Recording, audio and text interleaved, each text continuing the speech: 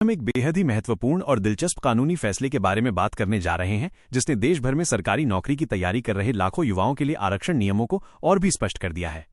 ये मामला है भारतीय रेलवे सुरक्षा बल आरपीएफ में भर्ती से जुड़ा, और इसमें सुप्रीम कोर्ट ने एक ऐसा फैसला सुनाया है जो आगे चलकर सरकारी नौकरियों में आरक्षण के नियमों को समझने के लिए एक मील का पत्थर साबित होगा। इस कहानी की शुरुआत होती है आरपीएफ में निकली भर्ती से। कुछ उम्मीदवार थे जो आरक्षित श्रेणी रिजर्व्ड कैटेगरी से आते थे, यानी कि एससी, एसटी, ओबीसी जैसी श्रेणियों से। जैसा कि नियमों में होता है, इन उम्मीदवारों ने आरक्षित श्रेणी के तहत ही आवेदन किया। इसका मतलब था कि उन्हें भर्ती प्रक्रिया के दौरान कुछ खास छूट मिली, जैसे कि उम्र सीमा में छूट और शारीरिक मापदंडों में छूट। मान लीजिए अगर सामान्य वर्ग के लिए अधिकतम उम्र 25 साल थी, तो आरक्षित वर्ग के लिए ये 28 या 30 साल हो सकती थी। इसी तरह शारीरिक मापदंडों में भी उन्हें कुछ रियायतें मिली। इन उम्मीदवारों ने इस छूट का फायदा उठाया, परीक्षा दी और भर्ती प्रक्रिया के अगले चरणों में गए। जब परिणाम घोषित हुए तो एक दिलचस्प स्थिति सामने आई। इन आरक्षित श्रेणी के उम्मीदवारों ने, जिन्होंने छूट का लाभ लिया था, अनारक्षित अनरिजर्व्ड श्रेणी के अंतिम चयनित उम्मीदवार से भी ज्यादा अंक प्राप्त किए थे। अब उन्होंने तर्क दिया, जब हमारे अंक सामान्य वर्ग के उम्मीदवारों से भी ज्यादा हैं, तो हमें अनारक्षित श्रेणी की सीट क्यों नहीं मिल सकती? ये तर्क सुनने में बिल्कुल सही लगता है। अगर किसी के पास ज्यादा अंक हैं, तो उसे बेहतर सीट क्यों ना मिले? यही सोचकर उन्होंने अपनी मांग रखी और मामला पहले उच्च न्यायालय हाईकोर्ट में गया। उच्च न्यायालय का फैसला, एक चौंकाने वाला आदेश।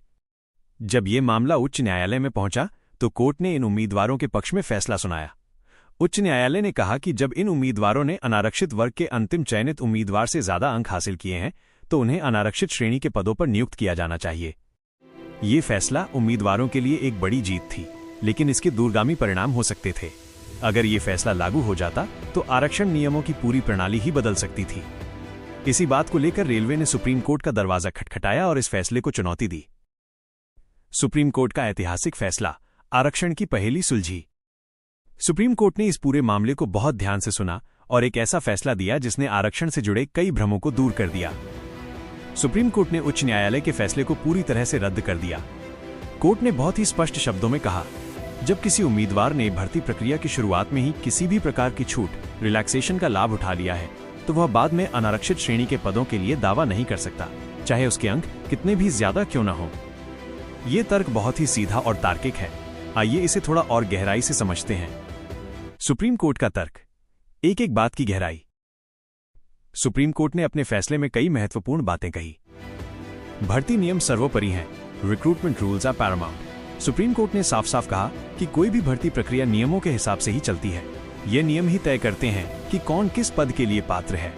इस मामले में आरपीएफ के लिए लागू स्टैंडिंग ऑर्डर नंबर 85 के पैरा 14F में यह स्पष्ट रूप से लिखा था कि जो आरक्षित उम्मीदवार आयु या शारीरिक मापों में छूट का लाभ उठाते हैं, वे अनारक्षित रिक्तियों, अनरिजर्व्ड वैकेंसीज में नहीं जा सकते हैं।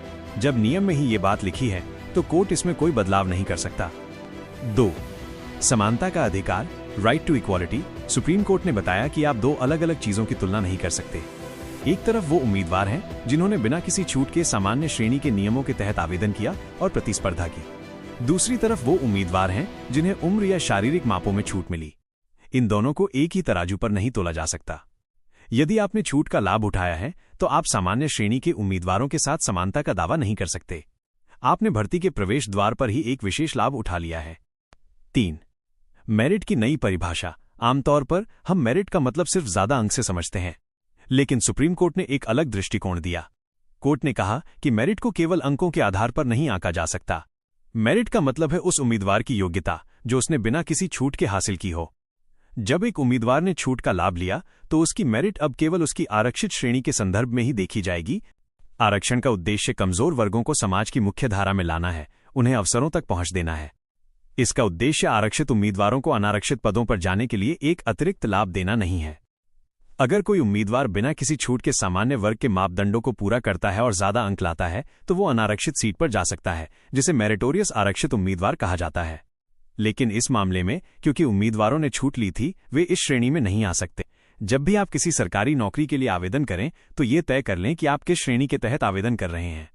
अगर आप पात्रता रखते हैं, तो अनारक्षित श्रेणी में आवेदन करना एक विकल्प हो सकता है। लेकिन अगर आप अपनी उम्र या शारीरिक मापदंडों के कारण आरक्षित श्रेणी की छूट का लाभ ले रहे हैं, तो ये बात याद रखें कि आप अनारक्षित श्रेणी की सीटों के लिए पात्र नहीं होंगे। भर्ती नियमों को समझें। हमेशा भर्ती अधिसूचना और नियमों को बहुत ध्यान से पढ़ें। यही नियम आपके भविष्य का फैसला करते हैं। आरक्षण का सही दृष्टिकोण। ये फैसला ये भी बताता है कि आरक्षण कोई डबल बेनिफिट नहीं है। ये एक विशेष प्रावधान है जो कमजोर वर्गों को अवसर देता है। इसका उद्देश्य पात्रता को कमजोर करना नहीं है, बल्कि योग्य उम्मीदवारों को उनकी श्रेणी के भीतर न्याय देना है। निष्कर्ष।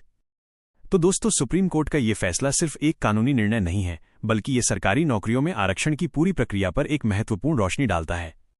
इसने स्पष्ट कर दिया है कि आरक्षण का लाभ उठाने वाले उम्मीदवार को अनारक्षित श्रेणी के लिए दावा करने की अनुमति नहीं दी जा सकती, खासकर जब भर्ती नियमों में यह स्पष्ट रूप से मना हो। यह फैसला लाखों उम्मीदवारों के लिए एक महत्वपूर्ण सीख है। इससे यह भी पता चलता है कि हमारी न्यायपालिका कितनी गहराई से ऐसे मामलों का अध्ययन करती है, ताकि नियमों और सिद्धांतों की पवित्रता बनी रहे। मुझे उम्मीद है कि इस वीडियो से आपको इस जटिल कानूनी मामले को समझने में मदद मिली होगी। अगर आपके मन में कोई और सवाल है तो कमेंट बॉक्स में जरूर पूछें।